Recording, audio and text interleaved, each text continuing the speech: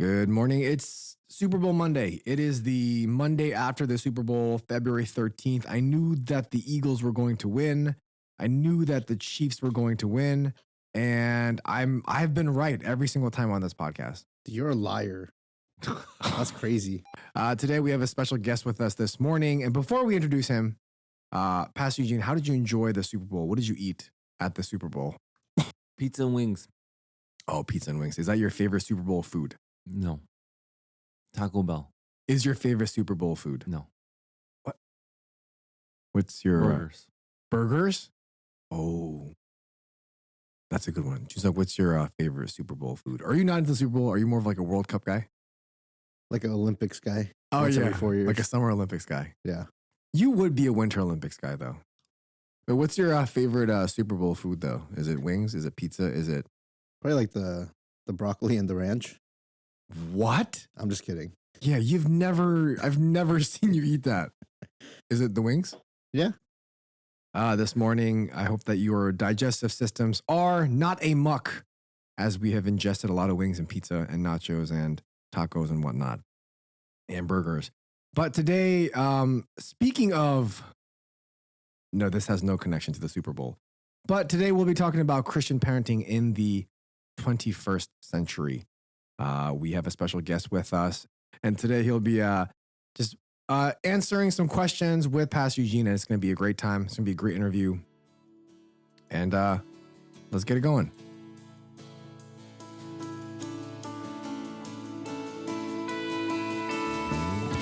Welcome to the Dear Church podcast, where we exist to fill your ears and your minds with the study of God to see the world as disciples of Christ. My name is Sam Yang. Please. And we have with us Pastor Eugene and Chinzuk and a special guest. Could you just introduce yourself, please, Mr. Special Guest? You know, he's been on this podcast like multiple times. No, I know, but it's been a while, hasn't it, sir? No, it's been like a month. Oh, yeah, because you were on the Elders episode. You're so right. What do you mean to say? Hi. Good to be here. So we have Pastor Paul with us this morning. Why do you say it like that? Wait, what? Pastor Paul. How do you say it? Pastor Paul Pastor, Jang. Pastor Paul. Wait, how do you say it? You say it like pasta or past the salt. Pastor Paul. Pastor Paul. That's it. Oh, so Pastor Paul. That's the poll. So we have with us Pastor Paul, and we're going to be. Can't wait for dad jokes. Who? Paul has a ton. He does have dad jokes. Speaking of dad jokes, because he's a dad. We should have a dad joke section. Oh, Do you have a please. dad joke like on call all the time? No, I don't. Let's do dad joke section. Yeah, we should do. We'll do a dad joke section afterwards, Pastor Paul. So this morning, we wanted to dive a little bit deeper into the topic of nuclear families by talking about Christian parenting. One of the things that I look forward to on Sunday morning, besides worship, of course, is seeing all the little ones in our church. You know, we have so many babies running around these days, and it's a blessing to see. But with beautiful children comes tired parents. Parenting is, as I've learned in the past 2 months, not very easy. But we have the Bible to instruct us on how to parent. So before I ask you some questions about perhaps applying the Bible to how we are to parent, I wanted to just kind of read some texts concerning parenting. This is Proverbs chapter 22, verse 6. Train up a child in the way he should go. Even when he is old, he will not depart from it. Ephesians 6:1-4 reads, Children, obey your parents in the Lord, for this is right. Honor your father and mother. This is the first commandment with a promise that it may go well with you and that you may live long in the land. Fathers, do not provoke your children to anger, but bring them up in the discipline and instruction of the Lord. And if I could do one more, I'll just do one of my favorite texts in the Bible. Deuteronomy 6, verse 5-9. You shall love the Lord your God with all your heart and with all your soul and with all your might. And these words that I command you today shall be on your heart. You shall teach them diligently to your children, and you shall talk of them when you sit in your house, when you walk by the way, and when you lie down, and when you rise. You shall bind them as a sign on your hand, They shall be as frontlets between your eyes. You shall write them on the doorposts of your house and on your gates. So, even with these passages, though, we can't get a detailed, practical way of instructing our children. So, for example, we know that we are to instruct and discipline them, but how? Which way works best? Is there a manual? So, I guess the question that I want to start off with this morning is, what is a good way to start thinking about biblical parenting for those of us that are parents and for those of us that are expecting and or planning to have children in the future? I think instead of like the details about I would like 10 steps or a manual. I think the most important thing is to recognize, and I like verse 4 you read from Ephesians 6, and also the Deuteronomy passage where it highlights the spiritual responsibility. I think the most important part is to first recognize that the fathers have the responsibility to raise the children in the discipline and instruction of the Lord. And I think once we accept that and recognize that as our awesome responsibility, the rest is easier. I think looking back, people have kind of given up that to different people in ministry instead of recognizing this is my responsibility as the father in the family. Um, So, I think you brought up fathers, and I'm wondering, we know that there obviously is a very big distinction between male and female, man and woman. But what about father and mother? What are the distinctions that we see? Um, and I know that we stress a lot about the fathers being the head of the family and leading their family spiritually and in all aspects. But I mean, we have, mothers listening to this podcast as well. And so, where do we see in the Bible, or do we see in the Bible, a distinction between how fathers are supposed to parent versus how mothers are supposed to parent? Or is there even a difference? I mean, the Ephesian passage again you read, the directive is for the fathers, Right. right? So I think recognizing the the leadership in the family, and as a husband and wife, you will lead together. As an example, when I'm not home, like my wife will lead the family devotion. So it's not like the wife doesn't have a leadership capacity or role. You lead together, but as the head of the family with the spiritual responsibility, and ultimately, we have a bigger burden, and you take that time, energy, and effort to think and plan and lead your family spiritually. What happens if the father is a weaker Christian?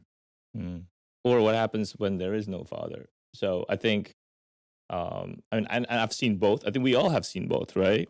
So, and I think it is harder when a father forfeits his spiritual responsibility, or when a husband forfeits and just doesn't even acknowledge that he's responsible to lead his family spiritually. And, your family is going to be as strong as the leader who's leading. So I think the sad part is oftentimes you have the woman who feels exasperated, frustrated, yet struggling to how to have their husband lead. Or I don't. I've seen, unfortunately, like husband doesn't respond, and the women end up leading in ways because for whatever the husband is not manning up. Um, so, but So, I mean, that's in a case where there is no father or the father is weaker Christian. But I'm asking, if the father is there, what does the mother do? How different is that? Is there a difference?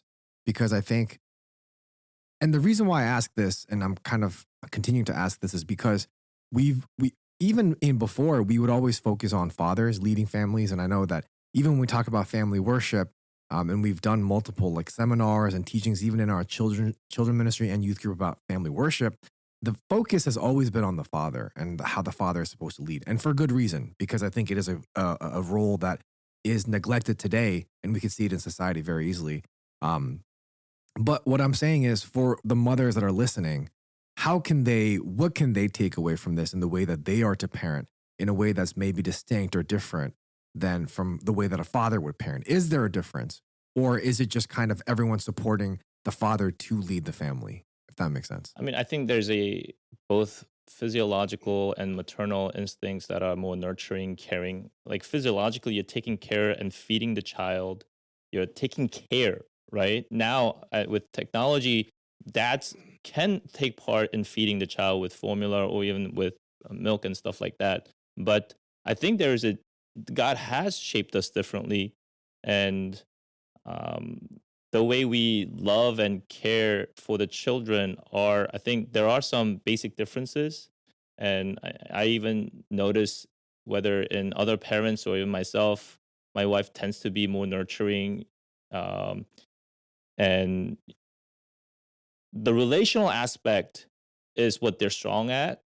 And I think men, we show the other part of what it means to, like for example, in my family, I probably tend to speak more of the harder part that needs to be spoken, and like just tough it out. They need to see because they need to see the reality of the world and not to over shelter. But there's a maternal part of the mothers where they want to protect, and so I think it really requires both, right? You need mothers and fathers, or mothers and father figures in the child to teach both sides to grow in that way. Yeah, I think First Thessalonians 2:7-8 is a good example of that. And it reads, "But we were gentle among you, like a nursing mother taking care of her own children. So being affectionately desirous of you, we were ready to share with you not only the gospel of God, but also our own selves, because you had become very dear to us." So, like you said, I think there is a nursing, a nurturing aspect to motherhood that is not different, but distinct, I guess, from the leadership of the father. Any comments, Pastor Eugene? So what I'm hearing is that the father and the mother both have roles to play similar to the physical roles that are played when it comes to spirituality and Yeah. leading worship. Complementary. Yeah. That's fascinating that's correlated. So what's evidently physical, you can also see in the spiritual sense. But I guess the question I suppose a listener might have is, physical is just kind of out there. Obviously, with formula, like you mentioned, you can supplement any kind of physical need that you need to give your kid. But what about spiritual? What's necessarily like a specific spiritual um, example of where a father is there? This is what fathers need to do. Um, Besides the whole, I suppose, fathers are bad cop and mothers are good cop. That thing. What other? I mean, what other aspects of that spiritual complement have you seen in leading children? I mean, I go back to Ephesians 6 again. I think the two aspect that the fathers are given, don't provoke your children to anger. But what are you supposed to do? Well, you bring them up um, in the discipline and in instruction of the Lord. So I think the father's primary responsibility spiritually in raising is to instruct the children in the ways of the Lord and to discipline them. So I think, I mean, mothers, I think, definitely can and do play those roles too. But I think the primary spiritual responsibility of fathers is that. Thank you for that. Um, Anything to add on to that, Pastor Eugene? No, it's good. I think this is something that people might be interested in. That's all. Like, exactly how do I lead? Do I just what does it mean for the father to be the spiritual head of the household? Does Yeah. it mean Yeah. you just do the Thursday nights, Mm. and then you lead worship, and then you're the spiritual head, Right. or is there a more encompassing role, and then those are just specific tasks? So I think if you understand the role, then people would naturally ask, what other tasks do I have as a spiritual head? Yeah. Right, right. If I could add to that, I think some of the details about how even the family worship can kind of play out in like different families can vary. But I think what's really important in the way I understand these passages we read and what it means to have the father be the spiritual head is that the father is setting the tone of both the passion and direction of the family's spiritual direction. So in the things that you talk and it shows, right? Like it's like, what are we doing? Not necessarily what are we doing Thursday night, but just the overall family culture and climate of what are we thinking about? Like, what kind of conversations? And when we're tired, what does a father do? Do we like compromise and do less? Or like, so I think all the little things show, but ultimately, like the directions of, let's say, what you do for this year or just as a family, like, what are we going to do as a spiritual kind of a discipline or goal? Like is he leading that kind of discussion? Is he passionate about it? And I've talked to, guys in our church who saying, I'd like to, but I know that I'm not there. So I'm struggling in leading my wife in that way. And I get it. Sometimes we kind of feel that way too. So, but I think ultimately, again, it's the leader kind of setting the pace, right? And setting the tone, the overall climate of the family. I think that's really the most important part. So I think you bring up a good point. A lot of times people might think, I don't think I'm ready to do that. I don't really know how to do that. Like, what is even the first step of being a spiritual leader in the household? Whether you have children now, or you just don't have children, what would be that practical first step of taking leadership or being a leader in the home, a spiritual leader? What does that look like, and what would that first step be for someone that might not feel like they're ready or really doing a good job of being a leader? Yeah, I mean, Jinsuk did a great job at the officers retreat, starting with the word, right? Basic spiritual discipline. It's spending time in the word. I think there's nothing more basic and foundational and important than just prioritizing your personal relationship and time so that it actually can be an overflow. Um, and as you do that, I mean, God places a burden in your heart to, grow, mature, lead your family better. And you pray about like how can our family mature in this current season?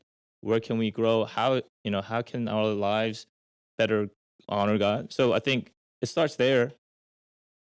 So I was hoping to maybe kind of break up our conversation in this way.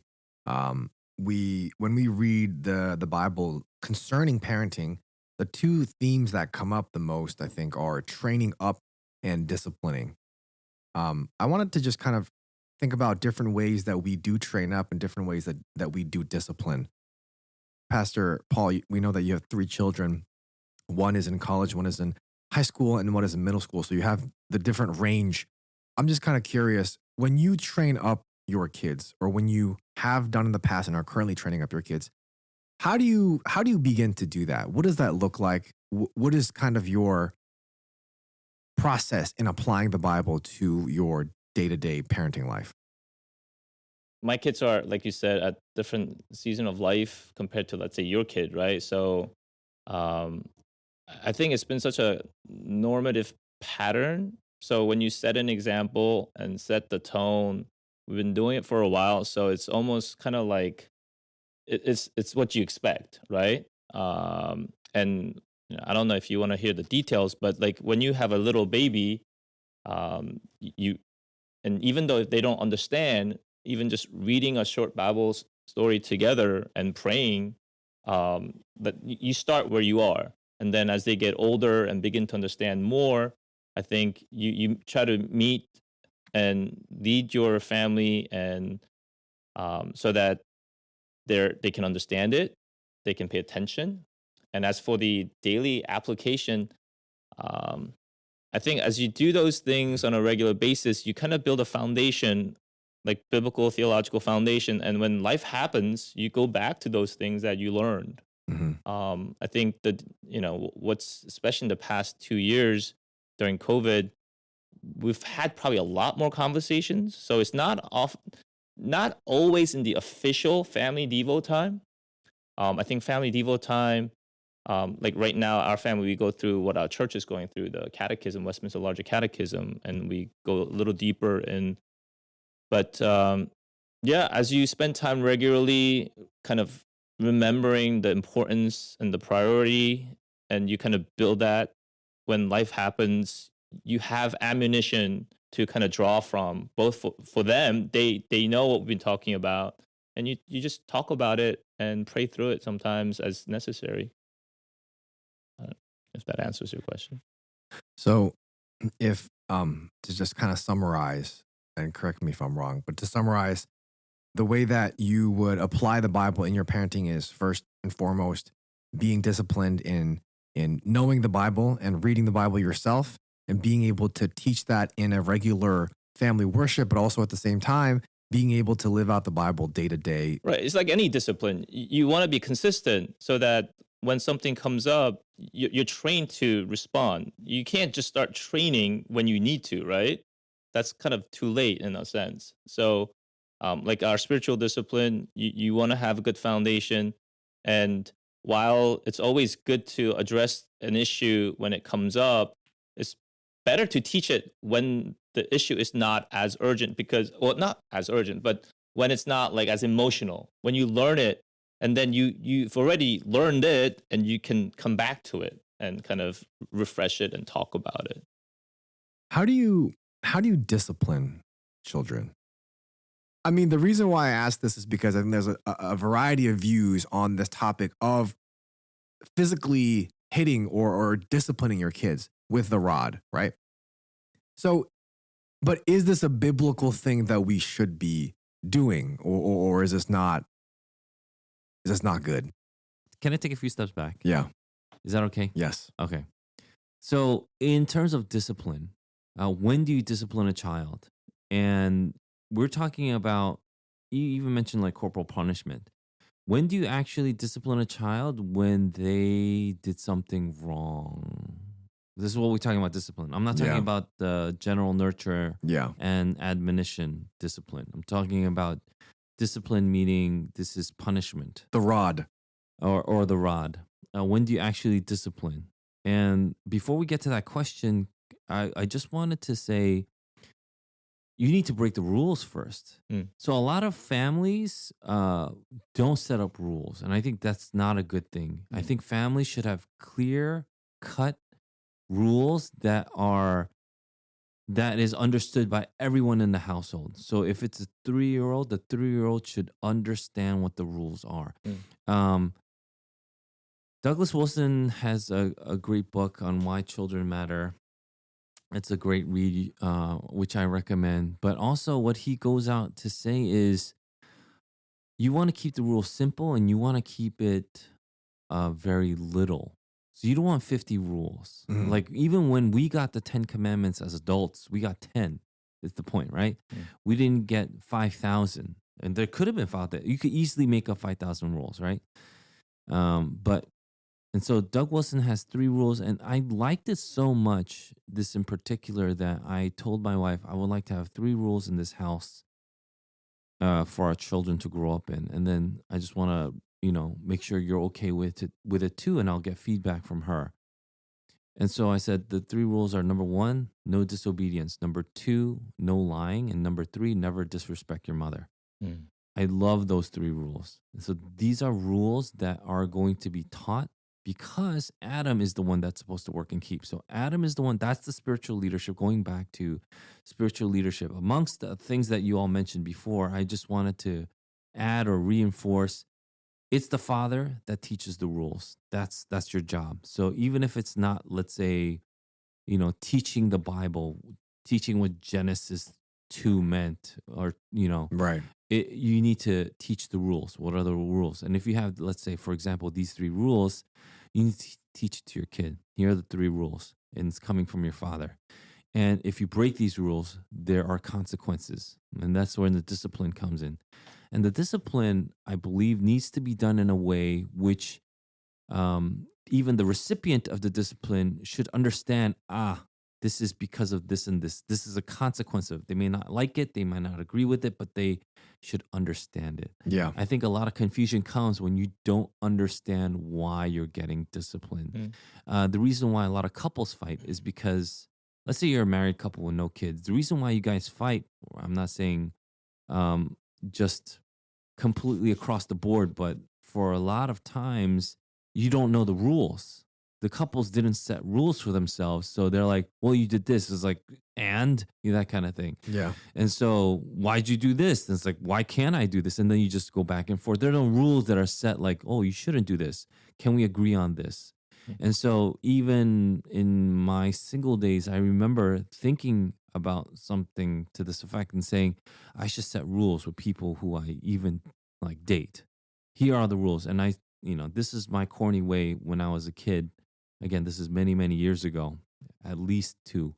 But many, many years ago when I was a young man dating, I would say there's one rule. And it's if we fight, we still go home together. We don't go home separately. And that was the only rule I really wanted.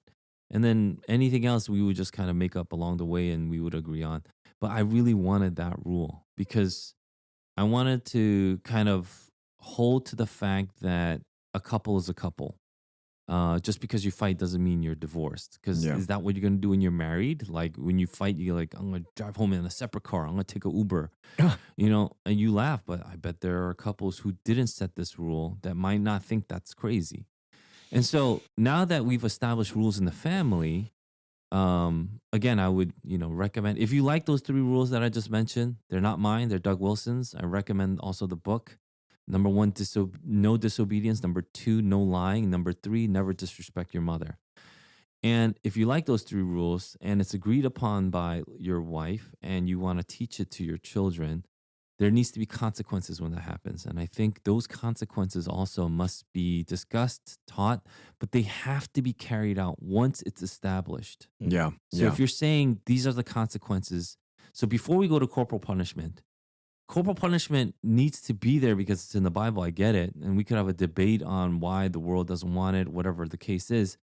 But what is it that led to the corporal punishment? Because you're not just going to all of a sudden beat your kid because she made you, frustrated. Yeah. You know what I mean? Like, why aren't you taking a nap? Just as an example, why aren't you napping in your nap time? Adeline, I'm going to beat you with a stick. And not that anyone would ever do that. They're a crazy person if they did. Crazy person. But then even having those thoughts is for crazy people. But never. Yeah. But that's my point is, if you've established rules, then it should come naturally. Hopefully the rule part is really is like obvious, okay? What should come naturally next is that progression. That progression isn't always going to be kept. I get it. Just like the rules, families will have to finagle on and they'll struggle with. I get that. I'm not saying that, everybody's going to live everything perfectly. The point is, you set the ground rules for a reason. This is the ground. This is the bottom. This is not something that will ever cross, meaning like, disobedience will never be okay. Lying to your parents will never be okay. And disrespecting your mom will never be okay. Those are the ground rules, right? And from there, you build up all these other, cultural aspects that you want your family to adhere to. Now, punishment is there, I think, for, this is what my dad did, which I really appreciated even as a kid. My dad didn't know, everything, especially even like compared to what people know now. But whenever I was punished, he would sit me down and explain to me after the punishment why I was punished. And he made sure I understood why. He's like, you understand why you were punished, And then he would explain if I didn't understand. If I understood, he's like, okay. And then we just move on with life. But the consequences, I think, if once it's established and once they're carried out, I think it's important that you reteach, remind, reiterate why it's important. And I think that might be healthy, not just for your children, but it would be healthy for both you and your wife. Because sometimes, I don't know, maybe the spouse will disagree on how the consequence was carried out, right? So how are you going to deal with that, especially if the disagreement is big? Yeah. Just taking a few steps back from the corporal punishment. I think once we establish that, then we, as a family, I think you can get to a place where this is what we have decided would exact this kind of punishment. So if I can kind of summarize everything that we've talked about so far, we've talked about the fact that as parents, as father and mother, it is a God given role to instruct, to teach, to lead, to guide, and to also discipline our children. The way that we do that is by first knowing and understanding the word ourselves, and then also teaching that to our children by worshiping as a family together. And even on the days that we may not be, conducting family worship officially, we are to live out the Bible and make disciples of our children, them being the first people that we are to share the gospel with, obviously being nearest to us. And so we are to teach them and disciple them to be Christ's people. And in that, there is discipline. We are to give out rules according to the word. And also, when those rules are broken, there is discipline that's involved. And again, it's for the sake of bringing them back to God, helping them repent and helping them learn and to grow continually to be pleasing to the Lord. Is that kind of what is that a good summary of what we've talked about? Great No. job, podcast host. Are they saying no, it's not? No, I'm saying such a good job. Thank you. So moving on from, I guess, the general to the specific, I wanted to talk about perhaps specific ways that we can instruct, specific ways and contexts that we can discipline. Speaking of training up and instructing, one of the things that I think a lot of parents are stressed about is having the sex talk with their kids. That's one thing that I think a lot of parents are stressed about and perhaps need some guidance on knowing how to do. And so, Pastor Paul, I wanted to ask you, what is a good way of bringing this up? And especially because today, kids learn from their friends, kids learn from social media, kids learn from school, and they are all not always correct. I mean, we recently had a conversation in our youth group, even talking about the importance of their fathers teaching the kids about sex, because even when they go to school, they're going to learn something wrong. They're going to learn that girls can be boys and boys can be girls. And even that obviously is not biblically correct. And so there's an importance, even more so now, for parents to teach their kids what sex is as according to the Bible and why it is good in God's design. And so how were you able to have that conversation? And could you give perhaps some advice on parents who are wanting to have this conversation with their children?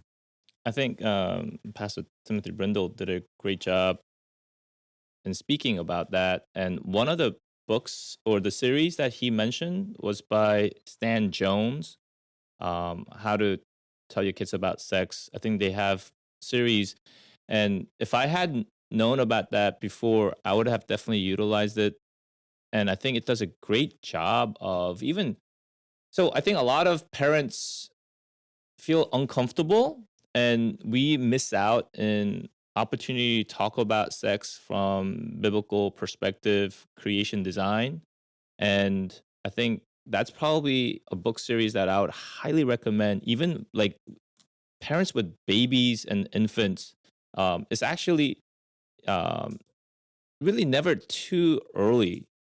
But again, what you share, how you share, the details you share will be different, obviously, right? But I think if I could do it again, I would have probably started earlier when, like, when you giving a bath to a child and occasions arise, like how do you even, especially if you're giving bath to a boy, it's probably there are more natural opportunities instead of just being like, because I've heard from like young dads like, oh, when this happens, like I don't know what to say. Well, so I think in that sense, taking advantage of those opportunities without making sex look dirty and not talking about it, but instead teaching our children how God's the creator, what God's design and order and um, marriage context makes it beautiful, and everything else would be something that I would probably encourage. So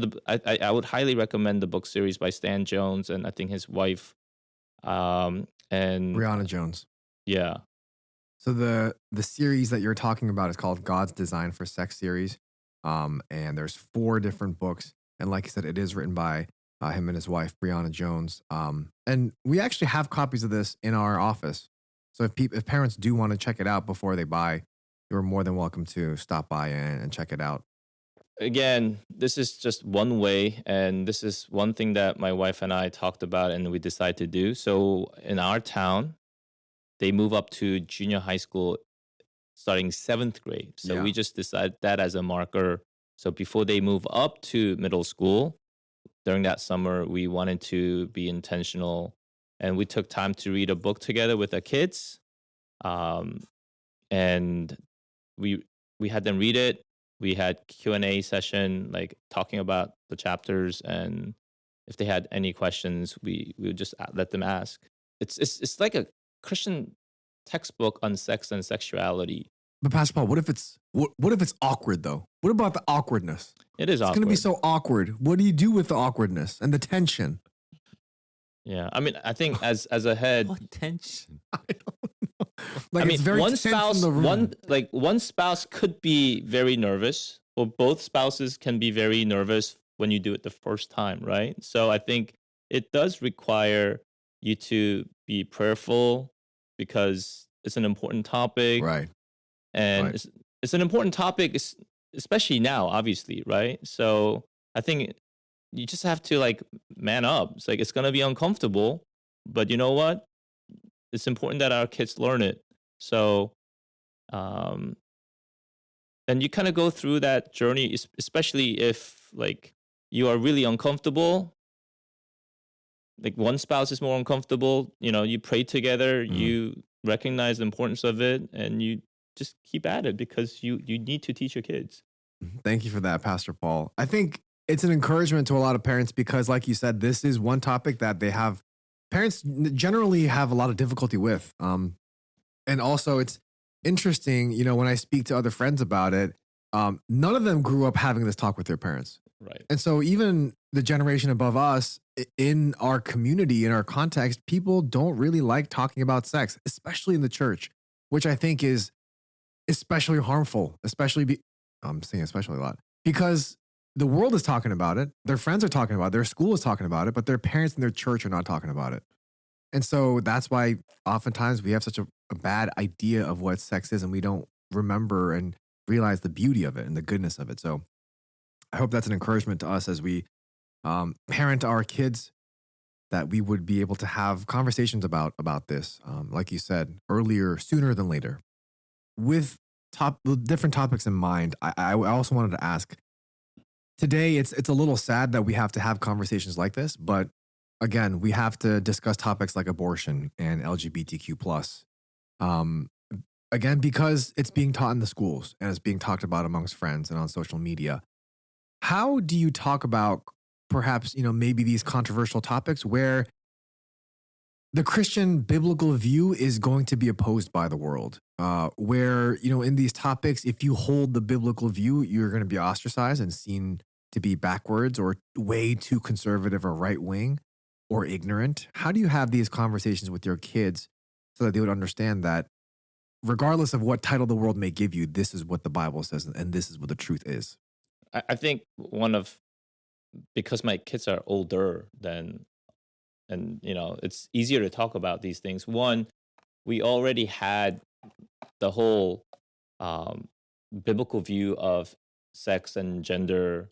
So especially in the past couple of years during COVID, when a lot of these topics became pretty in your face, we just talked about it. And I also would ask, hey, what are you talking about in class these days? Like especially if they have health ed, Bio. or not so much bio, but health ed is probably the biggest one. Yeah. And they're like a indirect way of like different things becoming more normalized. So I ask my kids about these things after school sometimes, like, hey, what's new these days about these topics, and we'll talk about it.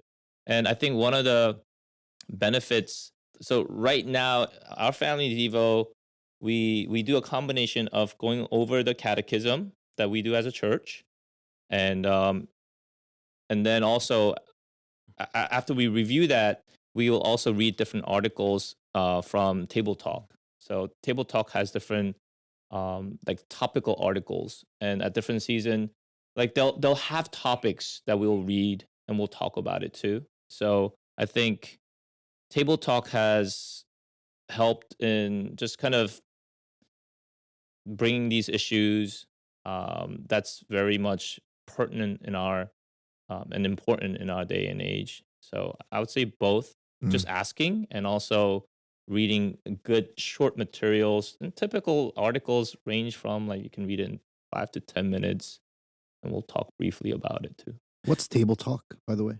It's the monthly devotional journal published by Ligonier. So, from what I'm hearing, it almost seems like with these topics, it's more of a steady diet of biblical teaching that they should be having a strong foundation in what the Bible says about certain topics already. And when questions come up, you're able to address them, referencing, the times that you did study the Bible together and also just knowing what the truth is as according to God's word. Right, right. Gotcha. So Pastor Paul, I know that you are a member of our church that is revered.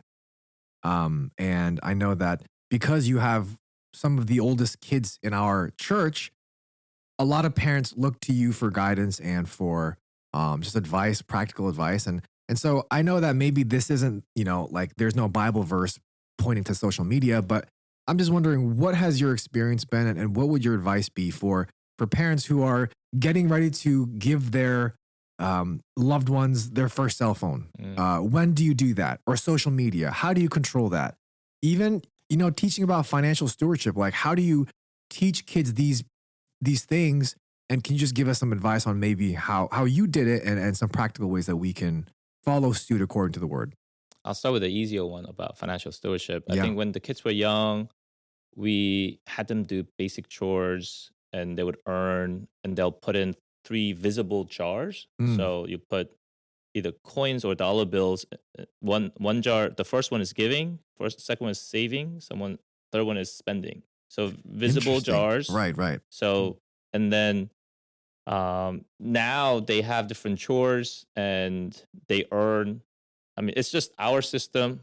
Yeah. I think I learned it from somebody, but basically it's their age times 4. That's what they earn per month if they do the basic chores. And from what they earn, they tithe on Sundays when they come. And from that, they do just some of the basic stuff like that they want to do. Yeah. So they have now at this point, they have a budget folder. So they put money and, some do better job than others. But again, it's just trying to recognize we give first and then we save and then we spend. And we've been doing that probably at least 10 years, Wow. at least. Wow. So, I should probably start doing that for myself. What about for the phone, I think Yeah. it's a harder thing that we Yep. wrestled with. All my kids' friends had phones when they were younger, but for us, we decided you get to have a phone when you move up to middle school. So just as the sex talk, Gotcha. when you move up to 7th grade, that's when you can have a phone. And we try to monitor, and we do monitor their screen time to different apps, and there are different seasons when we have to lock certain functions. Yeah. But and social media is a big issue. We talk about different social media apps, and screen time is also an issue. Game time is also an issue. Yeah. But more recently, I know I shared it in our staff meeting. I think it's not just those things, but definitely including those. How do we keep each other accountable with what we do with our devices? So just recently, we started Covenant Eyes. So the members of all our devices from phone, tablets, and computers have Covenant Eyes, so we can mutually kind of see, and if there's any potential, like we get flagged. Yeah. So I think that's something that we recently started doing because we recognize we all need accountability, and it's good to have it Right. in our day and age. Right. So that's something that more recently we've been kind of bringing into our family. Yeah, thank you for that. I think that'll be helpful for a lot of us. Knowing how to practically do things, I think is super helpful.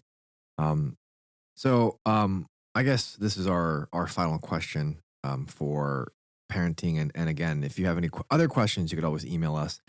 But this one has to do with worship. We know that we are created to worship, and that Sunday worship is the climax of the week as we gather as a church together to worship.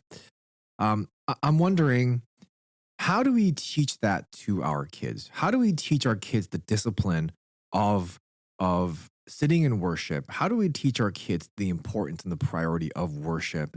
And are there any perhaps practical ways that you did it, and some ways that you could encourage our parents to follow suit? I'll go back to what Pastor Eugene said earlier about like discipline, being clear about basic rules, being clear about consequences. So I think when we as parent are clear about, hey, during worship service, and it will look different at different age, but you can still be clear. Yeah. So what does it mean to stay put? And that will differ from like a 6-month-old to a 3-year-old, right? Right. So, but I think there are ways that we can still be clear, and it might take a while, especially if certain basic patterns have not been made to your content, right? So if you want to try to change a pattern, then it's going to take time. Like any habits, being clear and reminding, and consequence also, but being clear of that.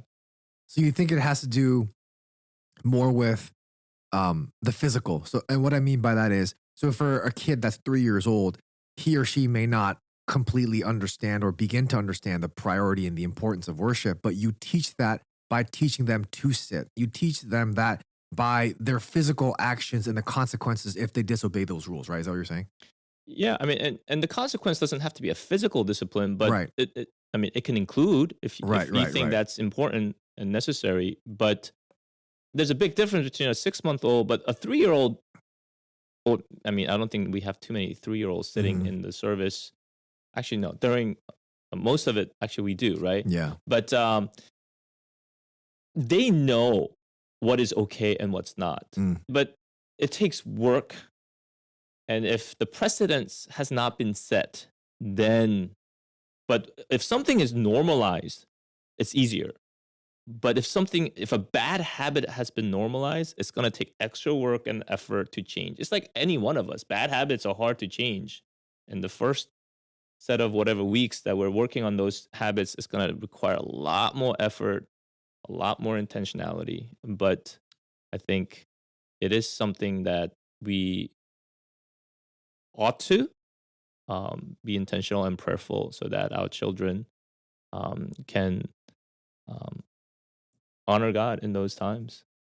You answering the question kind of made me think about the way that I learned worship as being a priority or being important. When I was a kid, my dad would never let me go to children's ministry ever. He would make me sit in the sermon, like, no matter what. Mm. I think I went to the children's ministry maybe twice. And then he said, "Why are you going to color pages when you have to be listening to the sermon?" And so for me, I hated that because I loved coloring more than just listening to someone talk for 40 minutes. But I think even from that experience, I learned perhaps not why the sermon was important. I couldn't really comprehend that, but I knew that the Bible and the preaching was important. Like that's all I knew. And so from that foundation, I learned later on why it's important. And I guess just, and why it's important to listen and to have an open heart and to pray for the Holy Spirit to convict your heart as you're listening to the message. But from a young age, I knew that it was important. I couldn't answer why, but I knew that it was important. And so, kind of like what you were saying, I think there is a great wisdom in that, in having kids sit, in having kids, stay put and listen. And we, we're doing that right now in our church. We have our youth group members who are in middle school and above sit with their parents to learn how to worship from their parents. And so, I think there is great wisdom in that. And we've come a long way, right, to Yeah. get there. So, and it didn't happen right away, but yeah. Thank you for that, Pastor Paul. Pastor Eugene, do you have anything else before we move on to a quick Q&A? This one's a fun one. Let's do it. Do I have anything else? Yes. I would just like to tell our audience that Pastor Paul right now is wearing a blue gingham shirt with a nice Patagonia. What is this? Jacket? Pullover. Fleece. Fleece jacket. Yeah. He looks fatherly.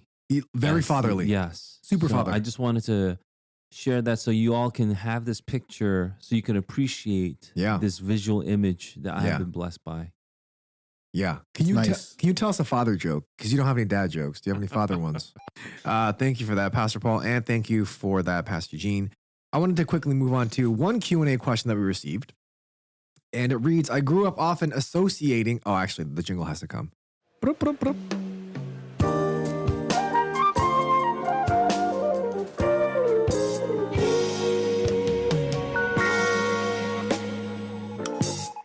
I grew up often associating the serpent in the Garden of Eden to be Satan and learning that it was Satan that tempted Adam and Eve to eat of the fruit. I also grew up knowing Satan to be a fallen angel. Is it correct to associate the serpent in the Garden of Eden as the devil or Satan? If so, why would God, or why did God place the devil in the Garden of Eden? Or was it when God cursed the serpent that Satan fell? Yeah, I wouldn't mind actually hearing Pastor Paul's take on this, but I'm going to give you my take, and I want to say with the caveat that there's only one right take, and that's my take. I'm only kidding. First of all, I think there is in the question itself, we should kind of make it clear that that the serpent is part of God's creation. When the Bible talks about the serpent being more crafty than other creatures, that means it was sneakier to kind of show us a characteristic of the serpent. And then it says that the serpent spoke. We as Christians believe that this is the devil because serpents and animals are not capable of speaking the human language. Yeah. And so it's Satan who used the serpent to speak and then tempt and then eventually, flip Adam and Eve and make them sin. Okay. Okay. So I hope that's clear. So it wasn't that God placed Satan in the garden, but Satan came controlling the serpent Satan used the serpent as an in. and then he spoke through the serpent. That was his out. Oh. Wow. Wow. Quick question though. And I've actually received this question before too, is where do we even see that Satan was an angel and that he fell? Where do we even see that? I think Jesus says it. I mean, there are, I guess there are places in the Bible where people would believe that this is angelic territory in places like in Isaiah. Yeah. But Jesus says it very clearly when he says he saw Satan fall down like lightning From heaven, right? In Luke 10:18. I think I have a question that I would like to ask and answer. Yes, please. Can you ask? Can you ask? So if Satan took control of the serpent, why did God punish the serpent? Because the serpent now has to slither and crawl. Yep. Poor serpent. No one wants to do that. Like, was it the serpent's fault that it was controlled by Satan? Was God unfair in his punishment? No. Then why? Yeah, Pastor Paul, why? He's asking you. Why? No. I'm the interviewer. What do you think it is? Yeah, there you go. So here is again a take. The serpent's punishment is an illustration or a method of teaching that God is showing humans.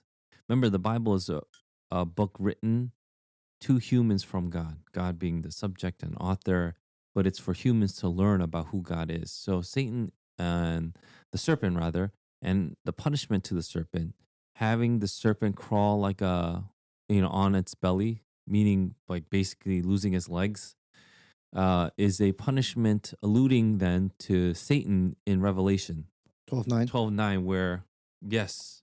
And so actually, what does Revelation 12:9 say? It says the great dragon was hurled down, the ancient serpent called the devil. And so dragon and serpent is actually used synonymously. And in our painting, it's still, this is just, for me, it's fascinating where for all of time, we've had artistic visual depictions of dragons. Mm. Has anybody actually ever seen a dragon? But how do they draw a dragon? They draw it like a big snake with tiny legs, Yeah. which is so fascinating across the board, right? Not just in Dragon Ball. So you see it already been there, it being there in Revelation, that illusion that we saw from Genesis 3, the punishment. Anyway, so it's a teaching thing. God is using the punishment to the serpent to teach Adam and Eve and all the subsequent generations of what's going to happen to the great serpent or the ancient serpent called the devil. Okay? So when we see a slithering snake, it should point us to or remind us that this is a sign that God has given us to show us this is what's going to happen, or this is what's going to happen to the devil. And then he's going to be hurled away. So I have many thoughts that are just going crazy. Are dragons real then? Like the Komodo dragon? No, not that one. I'm Not talking that about one. What? like the fire ones. The fire breathing ones. Yeah, there was one called Smaug that has been in records. So, all joking aside, it's so fascinating to me that there are depictions and there are ancient depictions and these stories kind of carry throughout. Is there any truth to it? We'll find out. But even if there is or isn't, that all that imagery, the illustration that I talked about in Genesis 3, it all points to the devil. And so it's teaching us what's going to ultimately happen to our adversary. This is our enemy, the devil. He's going to be crushed. Interesting enough, I feel like before recent times, dragons were always seen as a bad thing. They're always enemies, right? And then How to Train Your Dragon came out, and they're so cute, and then it's like, oh, they're so misunderstood, But it's really interesting that you talk about dragons, and then how snakes are literally dragons with no legs. So speaking of dragons, do you think big creatures exist? With dinosaurs. Like the Leviathan? Like the Leviathan and the hippopotamus? Like What? The Hippos are real. No, They hippos are actually exist, yeah. hippos are real. Derek Thomas thinks that the beast is hippopotamus, right? Behemoth. Behemoth. Yes. So do you think, like, are these things real? Do they live? So I was really I was watching Wakanda Forever recently. And I heard that was trash. terrible movie. Okay. Terrible film. Yeah. But I was watching Wakanda Forever, and there is this underwater nation. That's not a spoiler. This is in the trailer. Atlantis? No, it's not. See, I thought it Mm. would have been so good if they named it Atlantis. That's like a thing. But do you think there are underwater countries? No, I only ask because we don't know anything about the ocean. And I was like, just as I was watching that movie, I was thinking, we know nothing about the ocean or what's in it. Like, we have no idea. There could be some crazy things down there. Microfibers are in the bottom of the ocean. What is a microfiber? Isn't that like, it's not, Tiny part. they're in the fiber bottom of the ocean? of They all the live there? stuff that we wear and wash Yeah. and gets flushed out into the ocean. He's saying our Our trash. I thought you meant like there's little microfibers living there. What do you think's down there? sand. There's the megalodon, the giant shark thing. I don't know how to pronounce it. Megadolon. Megadolon? No. Megdalon. But I always wonder, like, what's down there? Have you ever considered going? No, have you considered, like, what's down there? What's down there? Yeah, do you think there's... The Titanic. I mean, yeah, besides fallen ships, I guess. Fallen ships? Sunk ships. Sunken ships. Yeah, sunken treasure.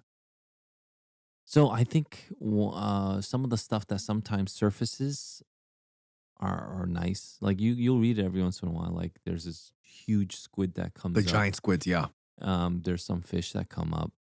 Like fish, not whales. Fish that Yeah. come up that are huge. They're maybe like 3 meters in length or something like that. Yeah. Just enough to swallow a man. See, Which is so yeah, interesting. yeah. It's so interesting. That's all. That's what I'm saying. What? No, that... No, because people are always like, oh, fish can't swallow a man. It's like, you know nothing. Jon Snow. Yeah, you know nothing about the ocean, about the megadolons. Like, you don't know anything. Anywho, thank you so much for that. Thank you, Pastor Paul, for being here with us today. It was a delight and a treasure. Jinsook, do you have anything to say? We need a dad joke. Can we just get one dad joke just to close out our episode? Just one. There was a pastor, and he had to. I'm doing this out of memory. He was a small church pastor. I'm sure people can relate if you're listening. He had four sides of fences around his church, and he needed to paint the four sides of fence. Okay. But he decided to be as frugal as possible and get 3 gallons of paint. So he painted the front side, and it used up 1 gallon. So after he used up 1 gallon, how many gallons of paint does he have? 2. And so how many sides of fencing does he need to paint though? 3. So he decided to kind of spread it thin and paint the 3 sides with 2 gallons. And once he finished, he went back home. That night, it rained. And that Sunday morning, people came and saw that the 3 sides that were painted with 2 gallons were all washed out. Yeah. I'm going to try to make this one as long as possible, except for the front side, right? And then people are like, oh no, what happened? And he was so embarrassed. And so in his prayers, he was like, why, God, did you embarrass me like this? But he actually heard a voice from heaven. Yeah. And then this is what the voice said. It said, repaint and thin no more. That's good. That's a good one. I don't know. The joke is to carry it out as long as you can. Yeah, I was like, wow, this is the story. Where is this going? The longest dad joke I've Thin no more. I think that's the point of a dad joke. It's for the dad, right? Thank you for that joke. Yeah, that was. I'm gonna use that one. And we thank you. Where would you And we thank you for listening to this episode of the Dear Church podcast. Join us next week as we discuss some interesting current events. We're going to be discussing topics such as the Chinese spy balloon. So that's going to be interesting. Do you like balloons? I love them on birthdays. Tune in next week to find out. We hope and pray that this has been a blessing in your ears. Fight the good fight. Finish the race. Keep the faith. Peace. Makes me want to call you dad. What? I pass. Let's move on. Don't go there. Pastor Gene, would you like to add on to anything? About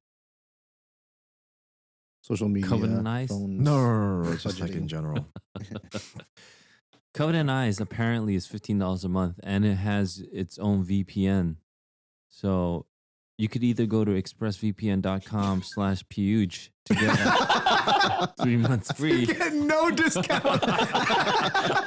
It's a broken link. Yeah, Or you can go and do Covenant Eyes